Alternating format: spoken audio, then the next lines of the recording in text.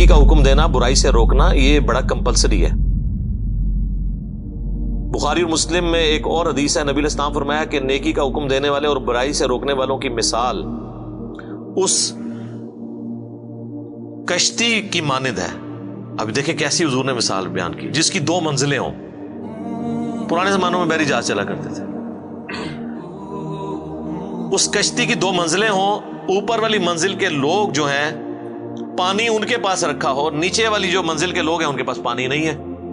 تو ان کو بار بار سیڑھیاں چڑھ کے اوپر پانی کے لیے جانا پڑتا ہے۔ کچھ دنوں کے بعد انہوں نے یہ مشورہ کیا کہ یار یہ بار بار جو ہم اوپر جو جاتے ہیں اپنی کشتی میں سوراخ کیوں نہ کر لیں، نیچے سے پانی نکال لیں دریا کا، تو انہیں پتہ ہے جو کرے گا تو پھر ہوئے گا کہ حضور علیہ السلام نے فرمایا اب جو اوپر والی منزل کے لوگ ہیں جب ان کو یہ بات پتہ چلے اور وہ یہ کہنا شروع کر دیں وہ تو خیر ہے اپنے حصے کی منزل میں سوراخ کر رہے ہیں، ہمارا کیا لے رہے ہیں، تو وہ بھی ڈوبیں گے اور نچلے بھی ڈوبیں گے، اور اگر وہ ان کو روک لیتے ہیں تو خود بھی بچ جائیں گے، ان کو بھی بچا لیں گے۔ حضور نے فرمایا یہ مثال ہے نیکی کا حکم دینے اور برائی سے روکنے کی، کہ جو لوگ نیک وہاں پہ موجود ہیں اگر وہ برائی سے باقی لوگوں کو نہیں نہ روکتے تو ہم تو ڈوبے ہیں صنم، تمہیں بھی لے ڈوبیں گے، تمہیں اس لیے لے ڈوبیں گے کہ تمہیں اللہ پوچھے گا بھائی تجھے اپنے دنیا کے نقصان پہ تو غصہ اور غم ہوتا تھا، جب میرے دین کا جنازہ نکل رہا تھا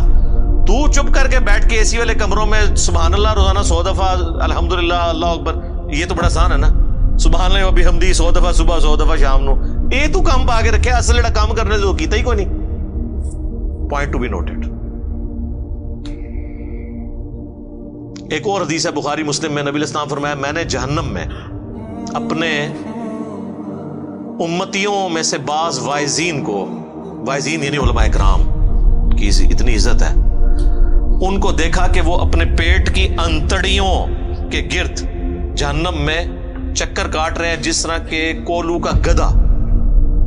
عرب میں نا وہ آج بھی ہمارے انٹیریئر پنجاب کے اندر اب تو بہت کم ہو گیا یہ چیز، بہت بیکورڈ ایریا میں ہوتا ہے کہ وہ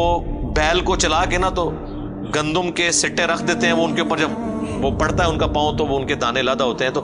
گدھا بھی اس کام کے لیے استعمال ہوتا ہے۔ تو اس طرح وہ جہنم میں چکر کاٹ رہے ہیں اور اہل جہنم ان کے گرد جمع ہو کے ان سے پوچھتے ہیں حضرت صاحب تسی بھی،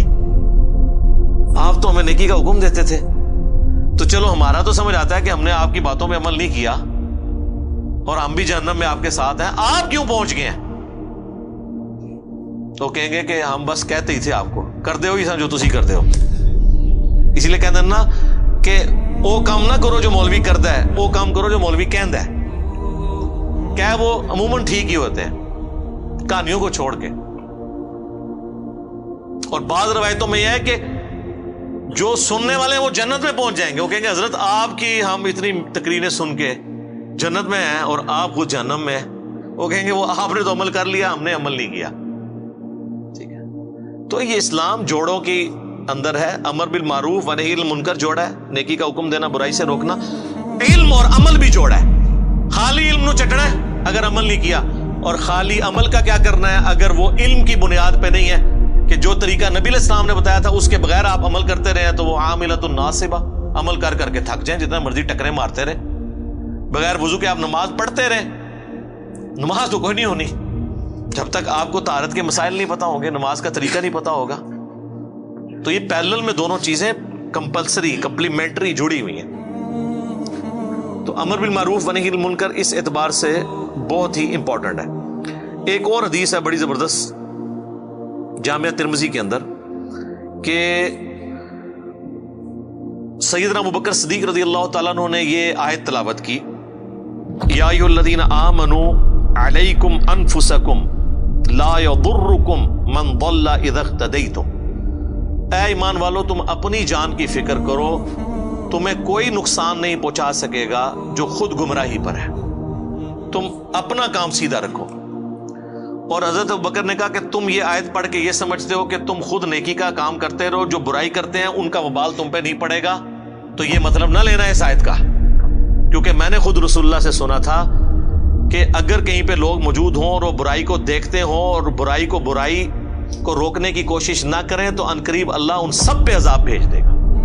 اور وہ دعا کریں گے ان کی دعائیں بھی قبول نہیں ہوگی، یعنی نیکوں کو بھی رگڑا لگ جائے گا۔ پھر اس آیت کا کیا مطلب ہے کیا ایمان والو تمہیں گمراہ کی گمراہی نقصان نہیں پہنچائے گی اگر تم ہدایت پہ ہو؟ مراد یہ ہے ہدایت پہ کون ہوگا؟ جو نبیوں کے طریقے پہ ہوگا۔ ہدایت پہ یہ ہے کہ آپ خود بھی سیدھے راستے پہ چل رہے ہیں اور لوگوں کو نیکی کا کہہ رہے ہیں، تو اب آپ ہیں ہدایت پہ۔ آپ کی دعوت کے باوجود کوئی برائی پہ چل رہا ہے نا، تو اب اس کا برائی پہ چلنا آپ کو نقصان نہیں پہنچائے گا۔ ہاں اگر آپ خود نیک عمل کر رہے ہیں، کسی کو روک نہیں رہے ہیں، تو اب اس کی برائی کا وبال بھی آپ پہ آ جائے گا۔ تو دیکھیں صحابہ کرام جو ہے نا، وہ کس طرح حضرت ابوبکر نے خطبہ دے کے کہا کہ ایسا غلط مطلب نہیں جائے لے لینا کہ جی بس میں سیدھا ہوں، بس ٹھیک ہے، باقی جان جدھر مرضی، میرا کہ لینا دینا۔ یہ اس صورت میں ہوگا جب آپ ان تک بھی بات پہنچا دیں اور پھر بھی وہ نہ مانے، پھر ٹھیک ہے، آپ کو کوئی نقصان نہیں ہوگا ان کی وجہ سے، ورنہ رگڑا لگ جائے گا۔ خیر اس کے اوپر میں کئی ایک احادیث بیان کر سکتا ہوں۔ To cut the story short, یہ کامیابی کے لیے امر بالمعروف و نہی عن المنکر بھی ضروری ہے، اور یہی وہ خوبی ہے جو ہمیں نبی علیہ السلام کی وجہ سے ملی، ختم نبوت کی وجہ سے، اور وہ اس لیے کہ پوری کائنات کے لیے آپ کو پیغمبر بنا کے بھیجا گیا۔